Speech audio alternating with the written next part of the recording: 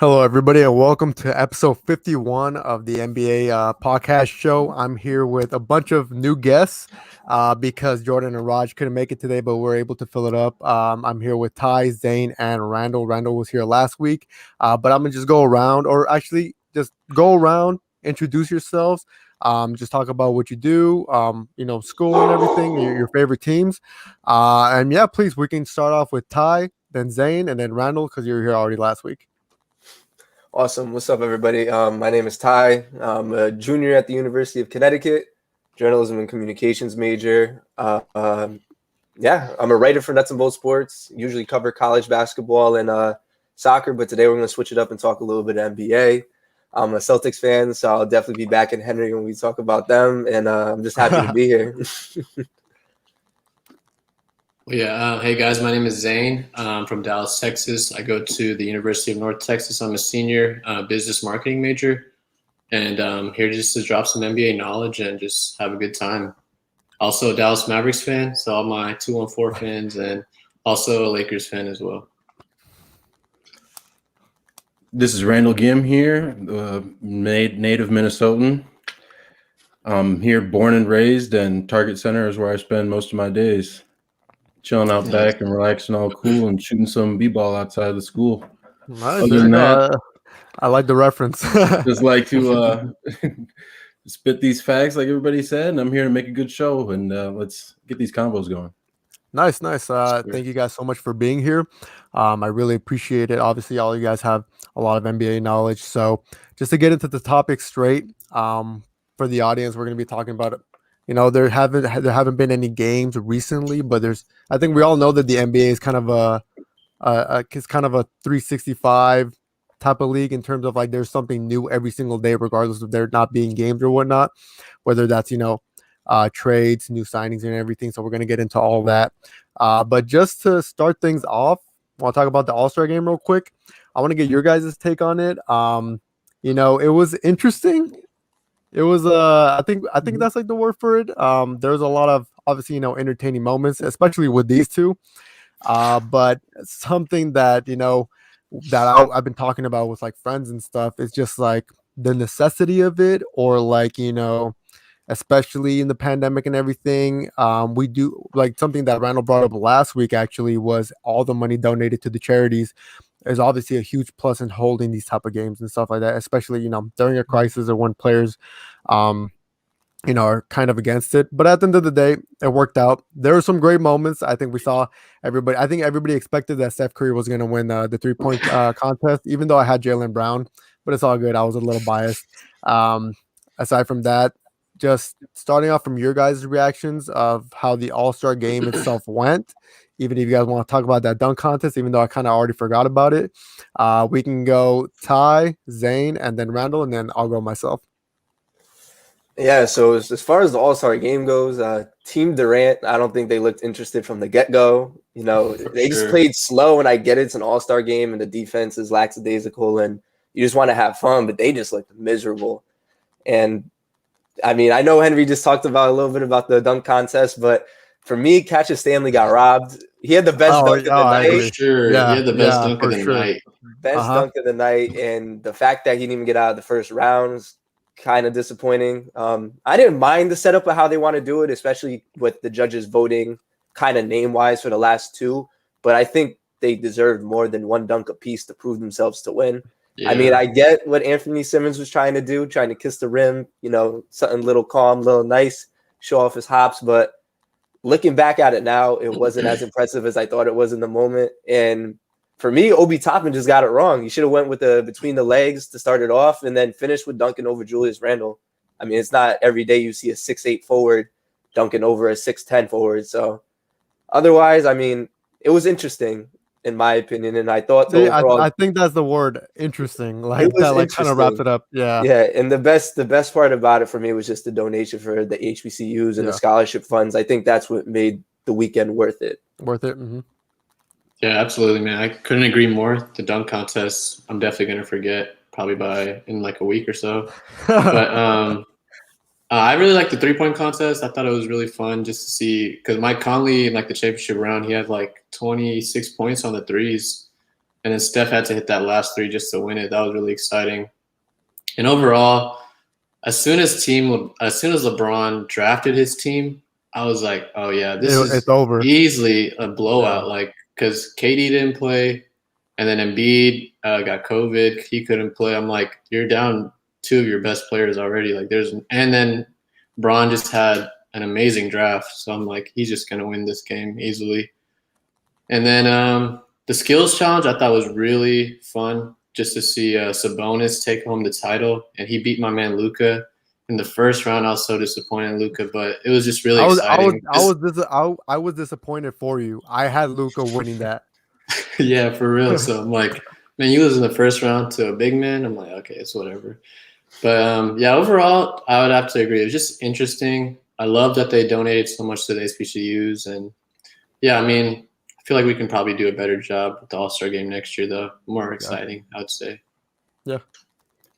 I thought we were going to make it through the first three of you without mentioning the skills challenge, because that's how boring it was, man.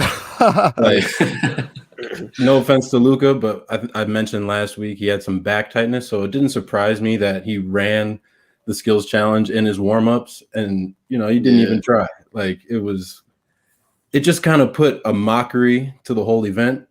And then Sabonis, he's like, he can live without that trophy, man. He doesn't need it. He might get a little bonus or whatever, but it's not, there's not a draw to the skills competition. That's why it's first, and if we can get a change to it, maybe add a spin move or like maybe some more passes, because that is one of the most difficult portions of the contest. You just got to find ways to make it more interesting, or you got to replace it completely. And then 3-point contest, we all saw that happening. No doubts in the mind there. I am kind of concerned with being able to win on a money ball. So I was thinking like maybe we should just keep it to that one money ball rack, and then those 5 money balls instead of 9 total would be way more important, because you already have the 2 deep 3-point shots, the Mountain Dew shots, and those extra money balls. It's just, I feel like they might be unnecessary, and we could see Mike Conley walking home with the trophy instead of Steph in the upset. But Steph did deserve to win. I will say that putting up 31 in the first round was very impressive. But it's not perfect. It's not perfect. Yeah. And then dunk contest, man, it was better than I thought, but didn't go how I thought at all. You got Cassius Stanley. He kind of choked after he didn't get that first, what he thought to be a 50. I didn't personally think it was a 50.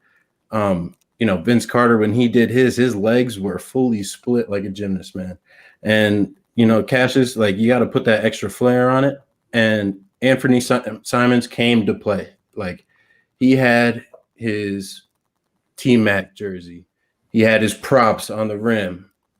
And then his last dunk obviously was underwhelming, but he came to win, and he came to show that flair, that swagger. And that's really what the dunk contest is all about, And the last couple dunks, you got to have a dunk off, man. That's what the dunk contest is all about. Oh, yeah, I agree. You can't end it on that one dunk. Both of those dunks kind of ruin the ending, better climax than it was a finish. And normally the climax is at the end, and that's how it should be, But I understand they might have had to condense it for time because it was in the halftime of the All-Star game. So it's something they're going to have to tinker with, especially with COVID being a thing. But for those events, there's still improvements to be made for sure.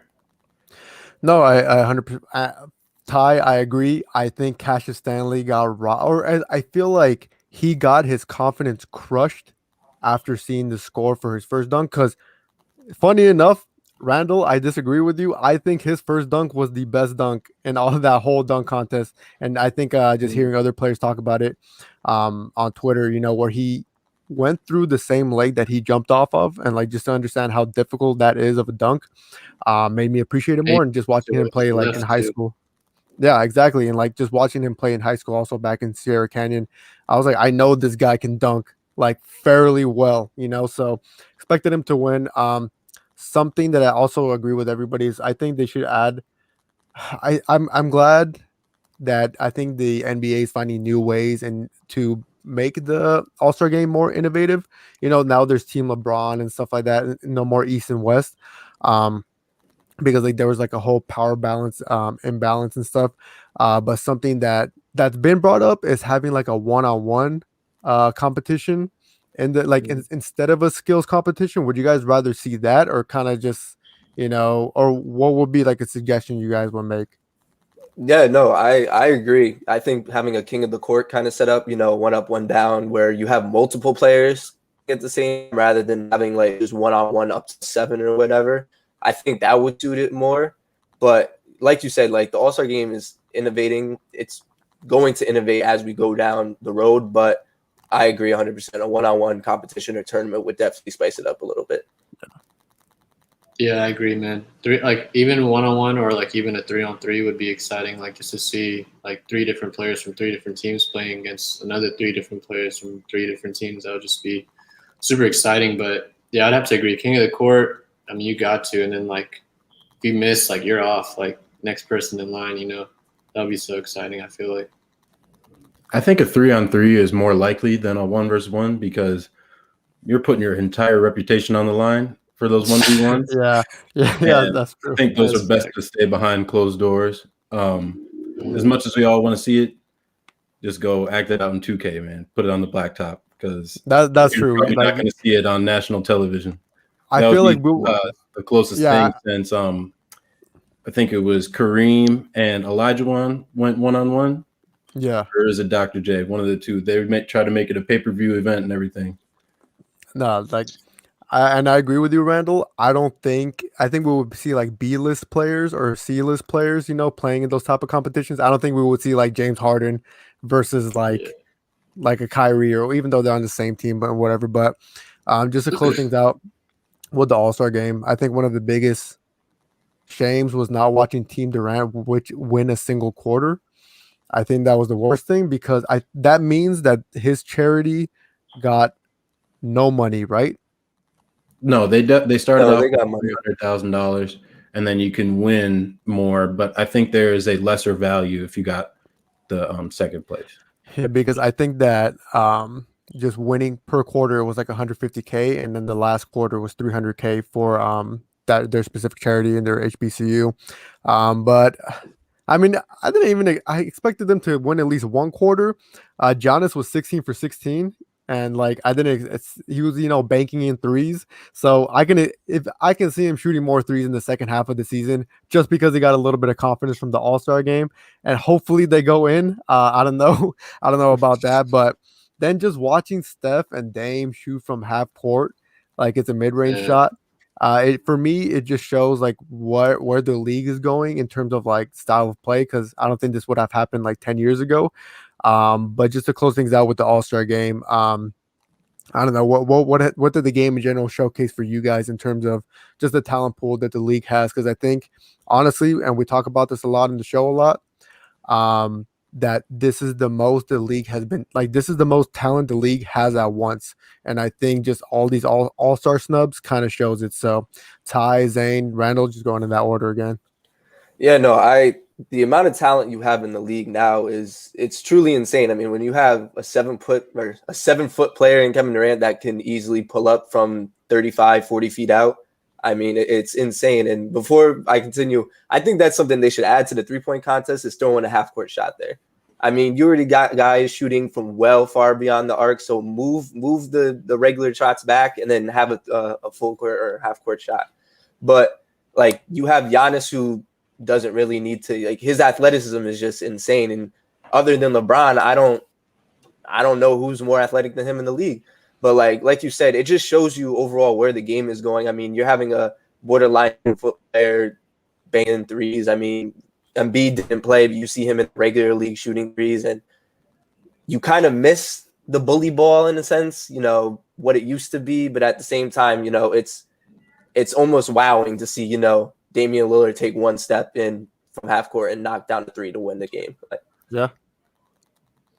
Yeah, I couldn't agree more, man. It's such a guard-driven league now. Like, you have every player, like including bigs, have to have guard skills. Like, they have to have a handle, they have to have a 3-point shot, and it's just the way. Honestly, like, one thing I took away from this All-Star week or game because it was just on one day, but was how much Steph has changed the game. Like just his 3-point shooting alone has revolutionized the NBA game. Like where you have to have a 3-point shot coming into the NBA or like you won't succeed, like which is just scary to even think. Like Steph changed the game in such a big way, and it was just so crazy to see him win the 3-point contest, literally pull up from the half court logo and swish it like nothing but net. I'm like, man, this it was really like great to see how we've forgotten so much how Steph is. Like he's just that good, and we've kind of forgot since KD went to the Warriors. We just like, oh,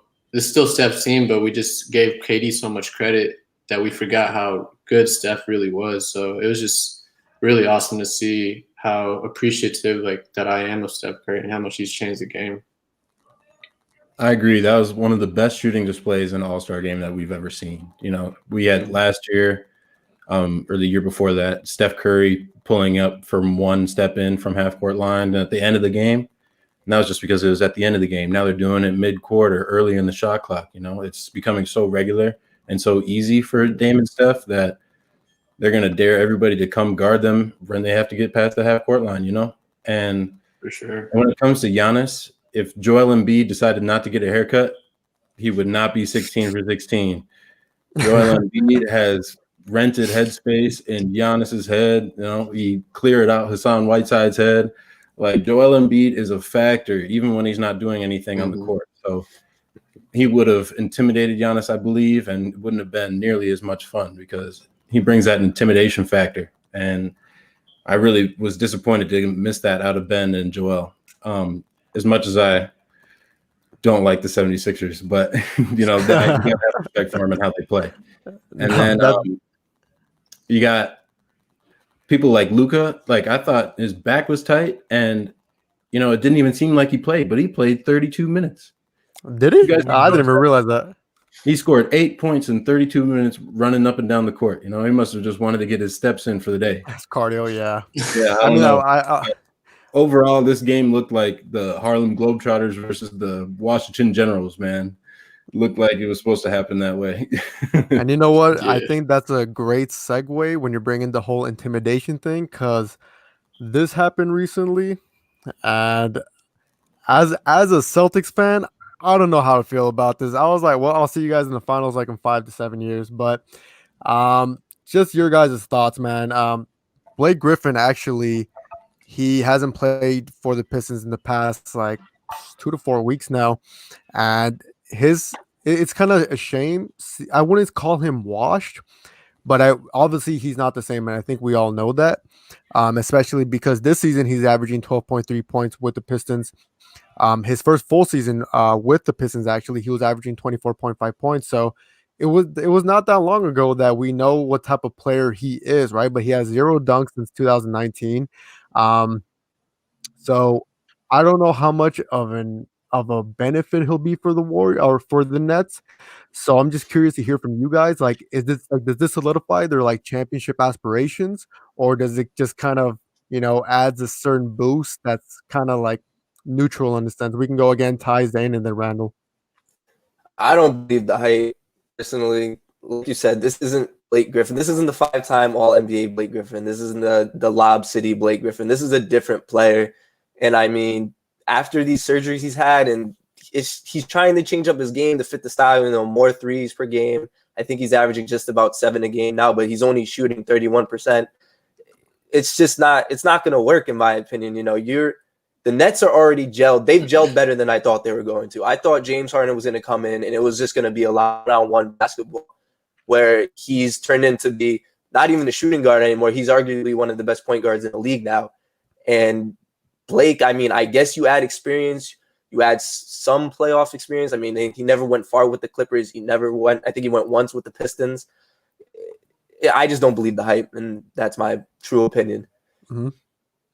Yeah, I'd actually have to agree with you, Ty. I mean, when I saw this, I kind of looked at it and I'm like, no, it's Blake Griffin. Like, we're not. I mean, he's not like he used to be. Like, he's definitely more of a 3-point shooter now, which is crazy because he was an amazing dunker growing up. But yeah, I just think overall, though, I think this adds a lot of pressure to the Nets because now they have arguably 3.5 All-Stars on their team with Joe Harris, who's a knockdown three-point shooter, second in the NBA right now in three-point percentage. And then they still have DeAndre Jordan. They still have Jeff Green. So they have a very deep roster. I don't see how Blake can play. I would assume he's going to play like a small ball center because their lineup right now is Harden, Kyrie, Joe Harris, KD at the 4, and DeAndre Jordan or Jeff Green at the 5. So I don't see how he'll really impact the game. He'll probably add like 10 or 12 points, like his averages right now. But I really don't believe the hype, just like Ty said.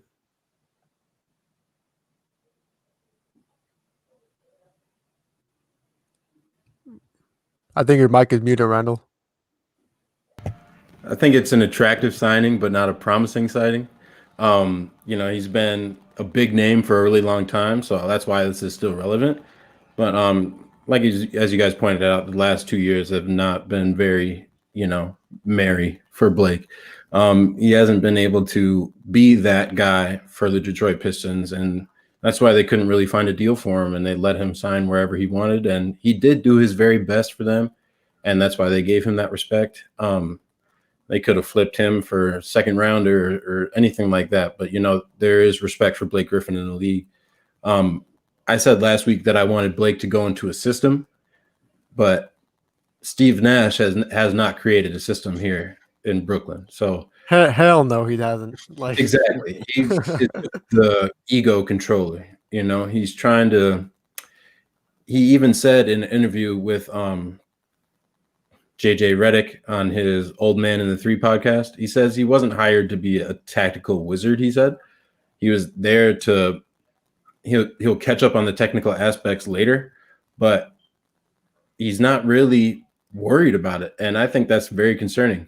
Especially with that, they're going to go into a game against you guys' favorite, the Boston Celtics. You got someone like Brad Stevens who might be able to exploit some of these holes in their offense and defense. And, I just don't believe in Steve Nash. Steve Nash has gone to the playoffs in 118 games and never made it to the finals. So when you hear Kyrie at the beginning of the season saying, I could be the coach, KD could be the coach. Well, that might have to be the case because you guys are the only ones that have been to the final and have made it through the Western Conference Finals. So will there be enough time before the end of the season? I don't know.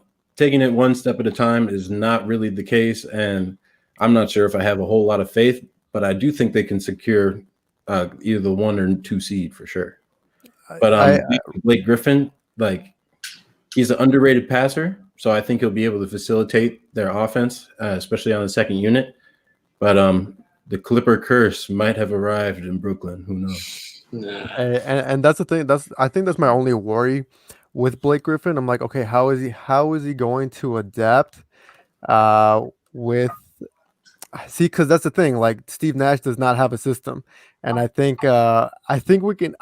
Well, at least Randall and I can agree. Zane, Ty, I'll get that from you soon. But I 100% agree with you. I think Steve Nash is there kind of as a decoration. We all know he's not really he admitted to he's not going to be the tactical wizard coming for the Nets because they don't really need that.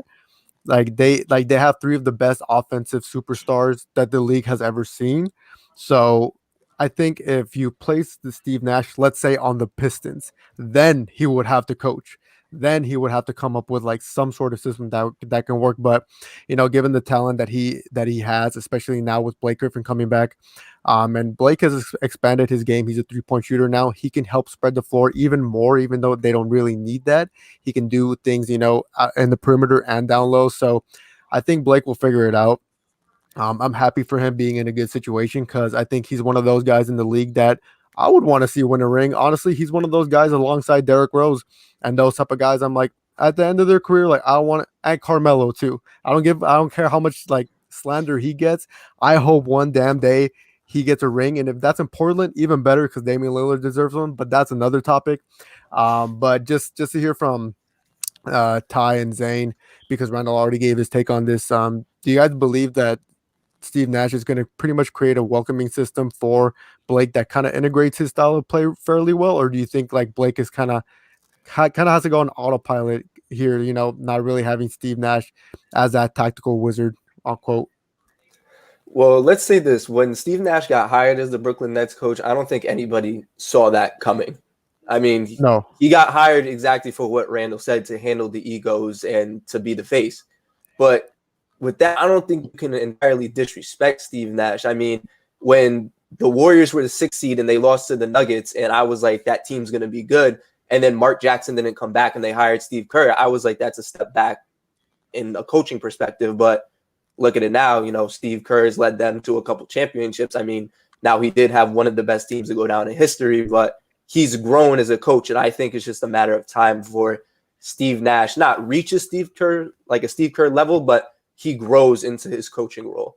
But I don't think there's a reason to really change what the Nets are doing, especially to welcome a washed up Blake Griffin.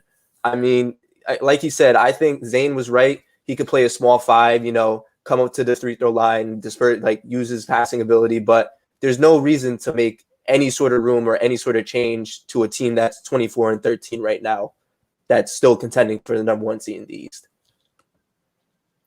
Yeah, I agree, man. I think Steve Nash, since it's only his first year, there's still room to improve as a coach. But on top of that, he has D'Antoni on the sideline with him to help guide him through all that.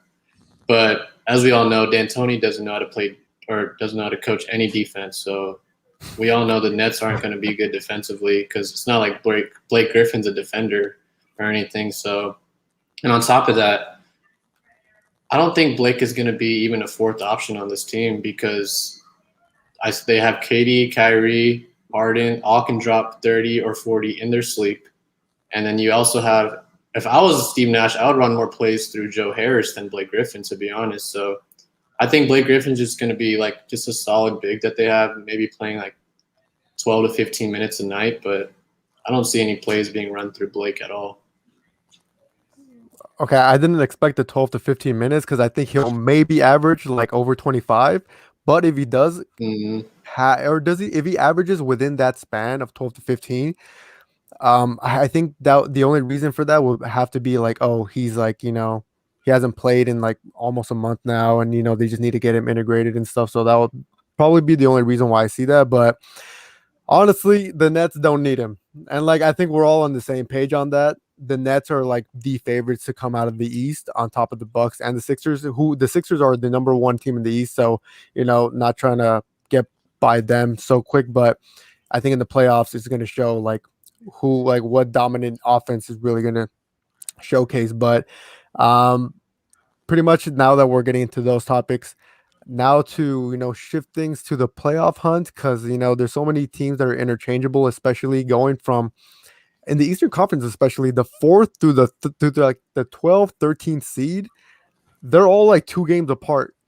So anything can happen here. Let me show the audience real quick. So for the Western Conference, we got Zane's Mavs finally are in the playoff picture after some time.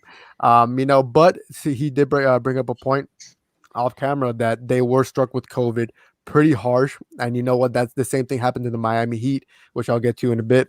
But something that surprised me is seeing the Spurs in the playoff picture also this far into the season, because I'll be honest, I didn't count the Spurs making the playoffs this year, but they surprised me.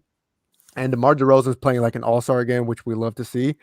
So, taking it back to the Eastern Conference, so many teams are interchangeable from that 11th to like 5th seed. So happy to see the Knicks there. I'm not a Knicks fan, but shout out to the Knicks. Y'all are doing, amazing things over there. But just to, just to go off on spiels and stuff of who we think, can make that playoff run or that playoff push as, the season is winding down. Who do you guys think would be a surprise team for both conferences? Same order we can do Ty, Zane, Randall, and then we'll go myself. Well, for me, out of the Eastern Conference, I'm going to say the Hawks. I think firing their head coach was the best thing they could have done for that team. I think it's time to kick more responsibility over to Trae Young. just controlling the offense and going completely through him, playing a lot of pick and roll ball with Capella. And he's surrounded by shooters. I mean, John Collins isn't the best shooter, but if he has an open three, he can knock it down. DeAndre Hunter, Cam Reddish, even though he's injured right now, Kevin Huerter, like these are guys that can shoot the three ball well. So I think it's just it's about time before the pieces of the puzzle start to fit for the Hawks. And then out of the West, I like the Warriors. I mean, I'm not going to bet against Steph Curry. Their big play is a little sus, just because Wiseman's still a rookie. He really hasn't adapted as everybody thought he was going to be. Obviously, Draymond Green has kind of taken a backseat, and he's not the Draymond Green for 3 or 4 years ago. But their guard play is really good. And looking at the roster, Steph, Damian Lee, I mean, you have Nico Mannion, and then you got players in the G League that could possibly come back. Jordan Poole, Jeremy Lin plays in the G League. So you never know. Going down, they could shot and push to be a 7 or 6 seed in the West. For sure, man. I was actually going to say the Warriors can definitely make a push if they just don't go on a losing streak like they were. They need to definitely win some games. But I'm going to root for my Mavs for the Western Conference because we were struck with COVID for a while, so we got off to a slow start.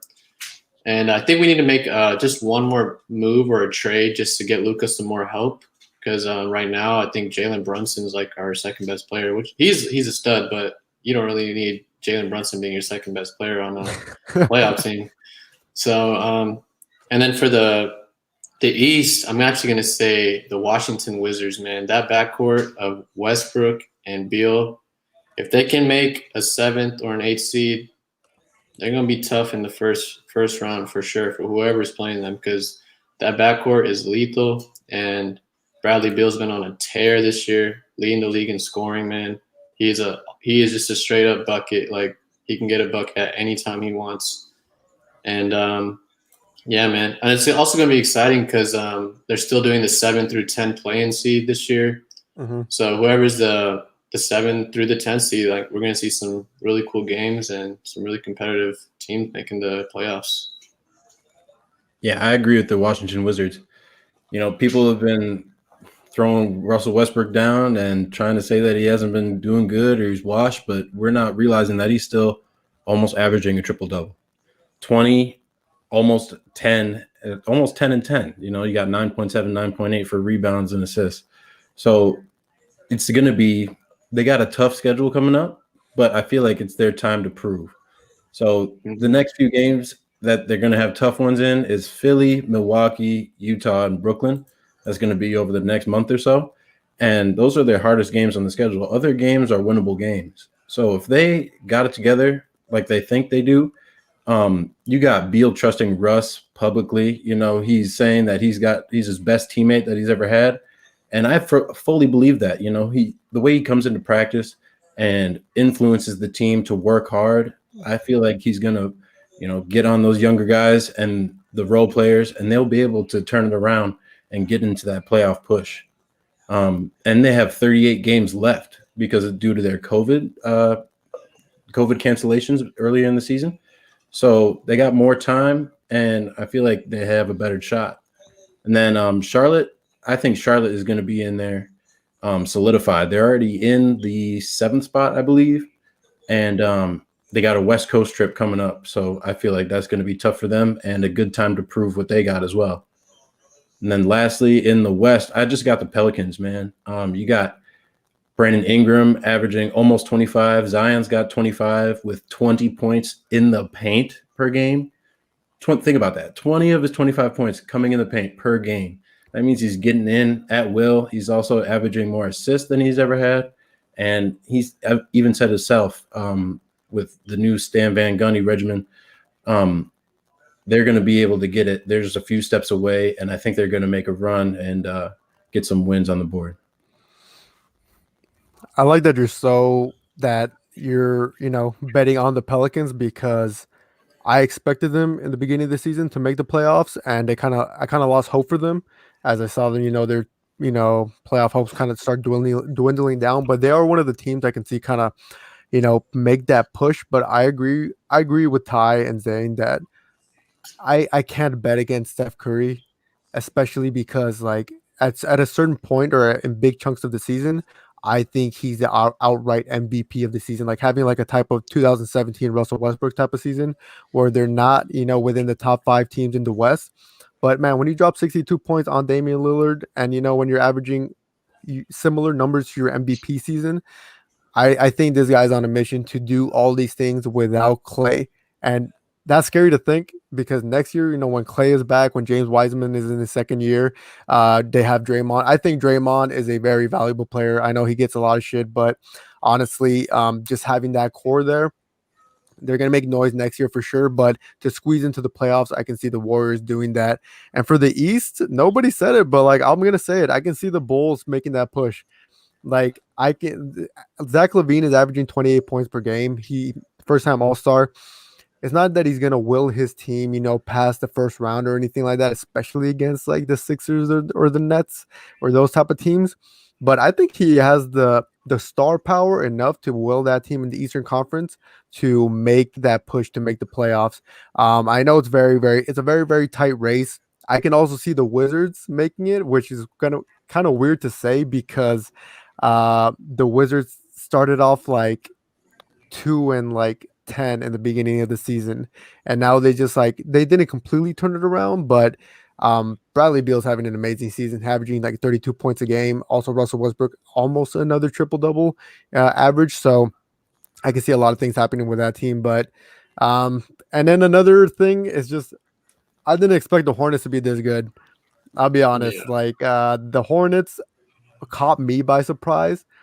LaMelo Ball has caught me by surprise. I know he's good, but damn, I did not expect him to be this freaking good so early on, especially because when he got him put into the starting lineup, he started averaging 20 points a game. And this is like in a very competitive, position within his own team as well, because he's battling for minutes against Terry Rozier, Devontae Graham, Malik Monk. And now LaMelo Ball is kind of like already like the face of that team. And it's kind of crazy to think. But I know, and you know what, and something that Randall brought up is I think we have to take into consideration also the second half of the season. The schedule is going to be all over the place due to, trying to schedule games that were canceled the first half of the season due to COVID and everything. So the Mavs are going to have, scheduled games that weren't scheduled there in the beginning and stuff that might knock them off, their road trip or stuff, or, just their groove in general. Same thing for the Miami Heat. The Miami Heat were out of the playoff picture for most of the time. Now they're back in, finally recuperating from all that COVID protocols and stuff. Do you guys think we're gonna have a good, solid, smooth second half of the season, or are we still gonna face a bunch of these type of postponed games? Depends on if players are willing to take the vaccine. LeBron got outright asked if he was going to take the vaccine, and he said it was going to have to be something he discussed with his family. We still don't know if everything is perfect with these vaccines. They are a trial, and they are also used as an emergency vaccine. It can't even be verified as a vaccine because it's being used in emergency state. And then there's also a clause in that if you get the shot, then you cannot sue the company for death or injury due to it. So that's also it's a big experiment, and I wouldn't doubt for people to be apprehensive. And then it also comes down to players staying healthy, like people like Joel Embiid, and he's got to keep that back healthy. And then to touch back on the second half of the season for the Warriors and Chicago, like, yeah, you got great players like Zach LaVine and Steph Curry, but can you trust the people around them currently to keep that intensity and keep that level of production with them?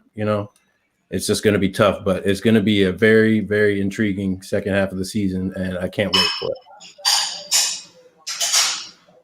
Absolutely, man. Definitely, I don't know.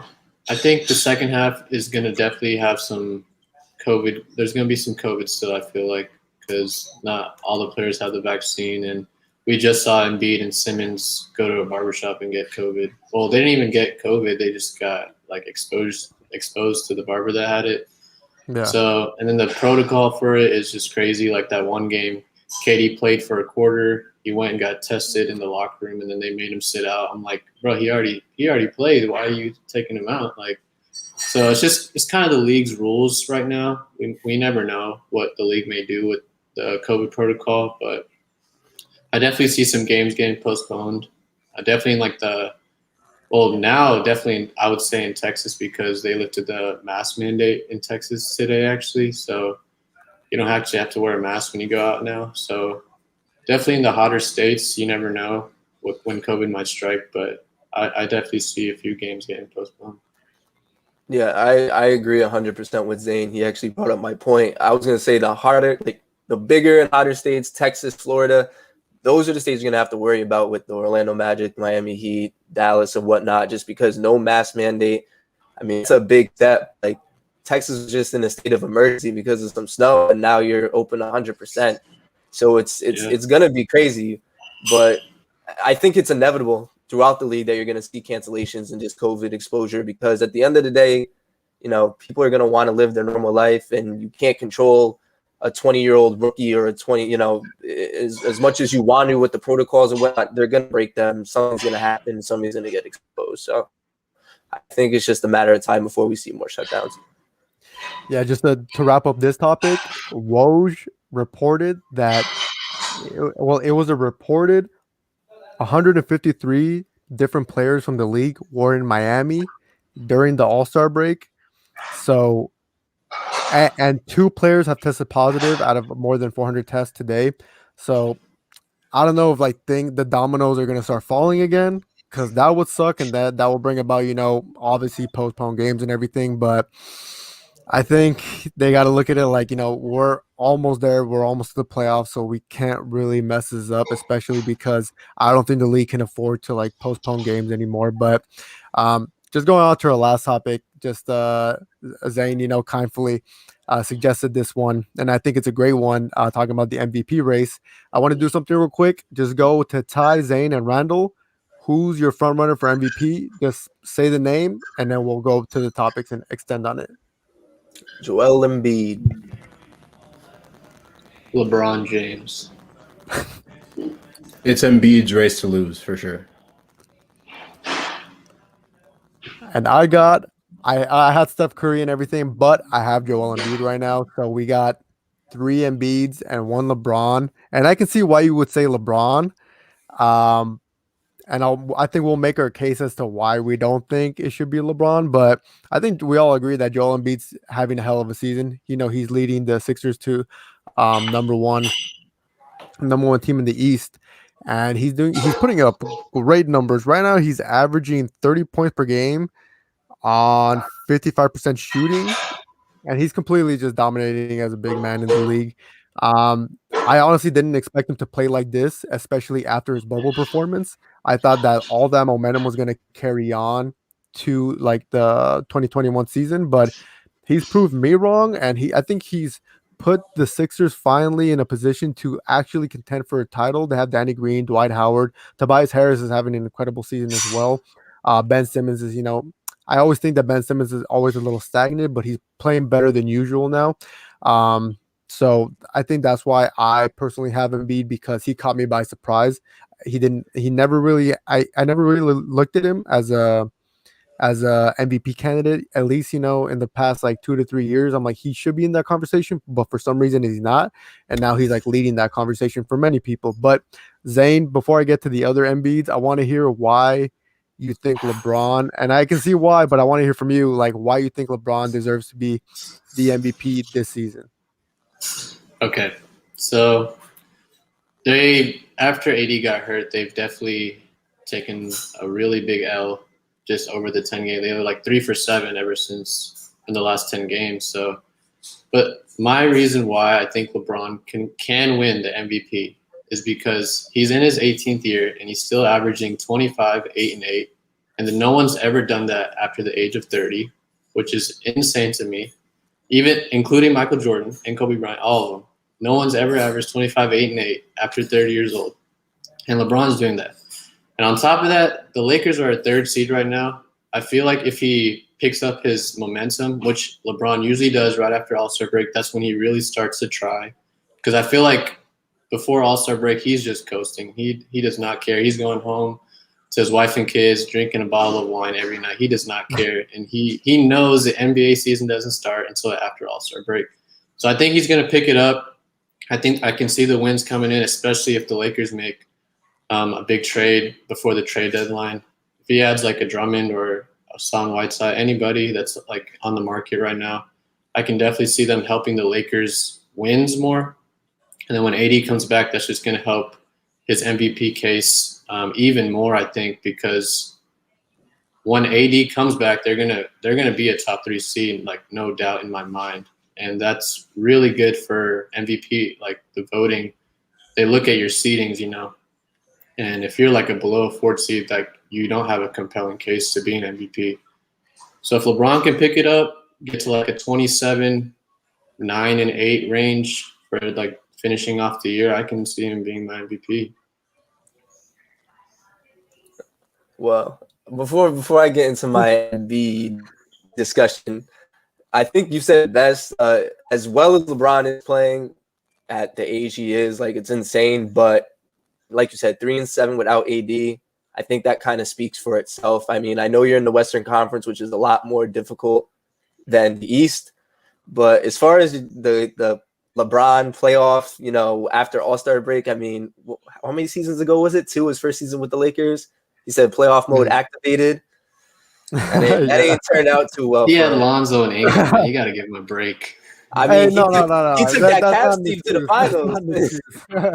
He took that Cavs team to the final with Matthew Dellavedova as his starting point guard. So, I mean, but for me, Joel Embiid's averaging 30 points and 11 rebounds in a Sixers team that I didn't finishing higher at the 3rd seed this year. I mean, he's taken it. I think he took Shaq's, words personal this year, and he's playing like the Joel Embiid that we all want to see. And I mean, for me, Kellerman brought it up.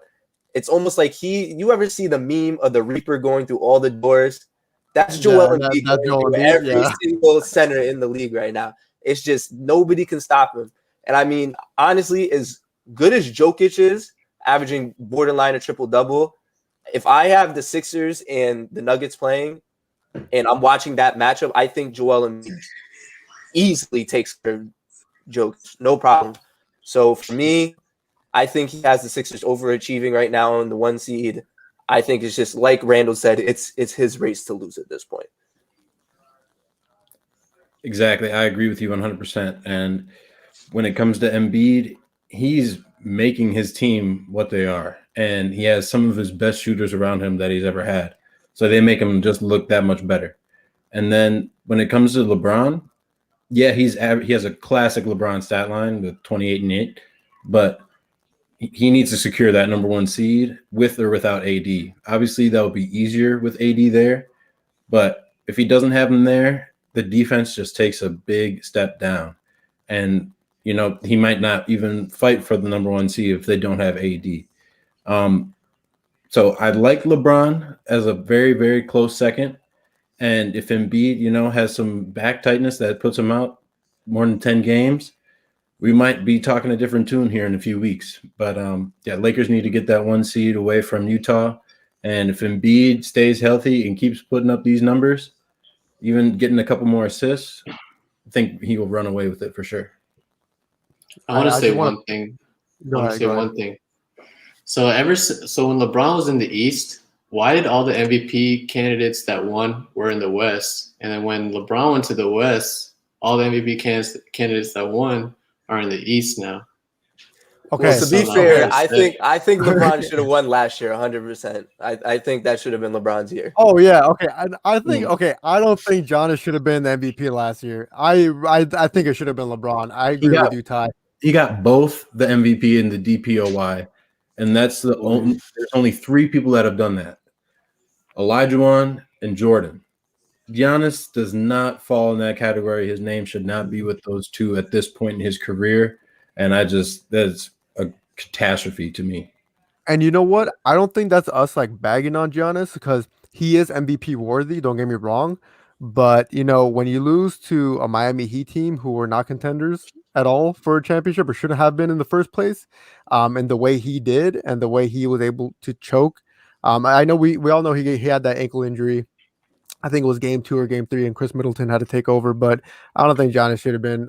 Zane, I agree with you. LeBron should have been MVP last year, and that is a good trend that you bring up, because now let's look at what LeBron did in the West. James Harden had to leave the West and go into the Eastern Conference because he's like, I can't get past LeBron. And same thing happened in the East, with those type of players just moving, to a different conference because LeBron is in the way. So I think the only thing keeping LeBron from not winning MVP this year is just voter fatigue.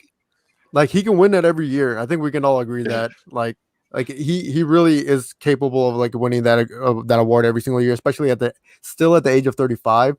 But also to a point that Ty brought up, when you go 3-7 without AD, I think that was his best moment to show like I'm the straight up MVP this season, so I'm gonna lead my team to above 500 within the span, and that didn't happen, and you guys lost to the Wizards. I think that was like the biggest stab. But don't get me wrong, the Celtics lost to the Wizards too. The Nets did too. So like that's why I think we can all agree too. Okay, the Wizards got something going on now, but we can go back and forth on Joel Embiid and LeBron as much as we want. But, just to close things out here in terms of this show, just, your real quick, just names of your pretty much your candidate that you can see having a surprise entry in terms of a front runner. Me, I got Damian Lillard. So we can go Ty, Zane, and then Randall. I didn't even think about a front runner, a surprise front runner. I could see Dame definitely for sure, just because he's been inspirational with that Portland team. But yeah. I could see James Harden making a sneaky run at it, just because, like I said, like his play, his transition from a 2-guard or scoring guard to a point guard, a true point guard, has been very, very, very impressive. Yeah, I 100% agree. Dame is at the top of my list. But if I was gonna pick an MVP that would just come out of nowhere, I'm actually gonna go with Donovan Mitchell, because if the Utah Jazz stay hot and secure that #1 seed, I can see Donovan Mitchell walking away with the MVP award. That's just my really dark horse right there. But yeah, I'd have to say Donovan Mitchell. Yeah, Donovan Mitchell's got the record for it, and I'm just not sure if he has the numbers. But when it comes to whoever's going to be in third place under LeBron and Embiid, I got Jokic there. And the reason why is because he doesn't care about his individual accolades. He cares about letting his team win. And, him might not caring about his individual accolades might hurt him in the MVP race, but I think it helps him being the most valuable player to his team. And that's really what it comes down to at the end of the day. And the Nuggets always do fantastic in the regular season. And they've showed that they are a very tough, gritty team by overcoming 3-1 leads, led by him and Jamal Murray, and Murray brings the spice and Jokic brings everything nice. So I'm excited to see what they got. Hey, Randall, I appreciate your sayings, bro, and all your references. But no. Guys, thank you so much. That's really a great way to wrap up this show. But before I close it out, just same order: Ty, Zane, and Randall. Just speak where you can find your work for Nuts and Bolts Sports, or just like aspirations and stuff like that. And just go around the room and just finish it up from there. Yeah, definitely. So definitely go to nutsandboltsports.com. Like on my EPL and the NCAA articles, I'm usually the one writing them. On Spotify and Apple Podcasts. Check out my podcast. It's called the Anything and Everything Podcast. We talk about things from sports to culture to college life to music. So there's something for everybody. And as far as aspirations go, hopefully after I graduate in a year, just about, you'll see me on ESPN, big time, or just see me on some sort of TV. So stay tuned. Nice. Yes, sir. Yeah, you guys make sure you follow NBA Sports on all social media, and you can also follow me on Instagram and Twitter at Zane Phillips 10. Yeah, I'm on Instagram at Randall Gim, and I still have my breakdown of Anthony Edwards, and I'm going to be bringing out a article on the Wolves with their new head coach, Chris Finch, and how I think they're going to turn out for the rest of the season and to the beginning of next year, because that's really what we're looking forward to now. and want to make sure I get my first article out here soon. And I'm an aspiring play-by-play announcer, and so I want to be on the sidelines of the NBA games. Obviously, the dream would be to stay here in Minnesota, but I'm going to go wherever the work takes me and just keep grinding until I get there. Nice, guys. I really appreciate that. Everybody, you guys know where you can, point to your ads, follow them on social media. Follow me, Henry_Curry34. You can find my work on nutsandboltsports.com, social media and everything. Thank you guys so much for tuning in. Looking forward to having you guys around next